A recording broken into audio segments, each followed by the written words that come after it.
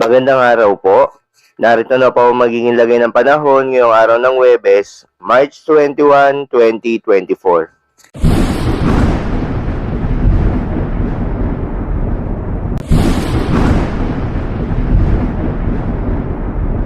Sa kasalukuyan na tayo sa pag-asa, itong northeast monsoon o hanging amihan ay bahagyapangan lumakas at nakakaapekto na sa buong bahagi ng Luzon.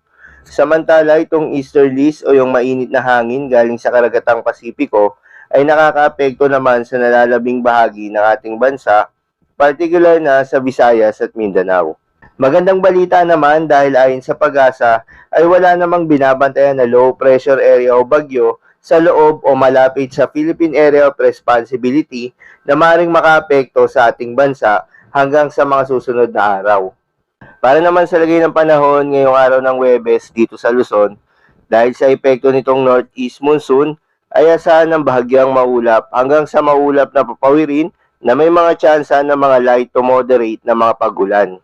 Para naman sa Visayas at Mindanao kasama ng Palawan, northeast monsoon pa rin o hanging amihan ang patuloy na iiral sa bahagi ng Palawan. Kaya asahan ng bahagya hanggang sa maulap na papawirin na may mga pulupulong mahihinang pag-ulan. Magandang balita naman para sa bahagi ng Visayas dahil asahan na magiging maliwalas ang panahon sa buong Kabisayaan. Pero hindi mawawala ang mga tsansa ng mga localized thunderstorms, lalo na sa hapon at sa gabi. Sa Mindanao naman, asahan sa Davao Region ng mga pag-ulan dulot ng easterlies.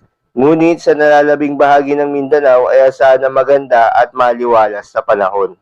Para naman sa lagay ng mga dagat baybayin, dahil sa muling paglakas nitong northeast monsoon o hanging amihan, ayon sa pag-asa ay mayroong nakataas na gale warning sa mga seaboards ng Ilocos Norte, Batanes, Cagayan, kabilang na ang Babuyan Islands at Isabela.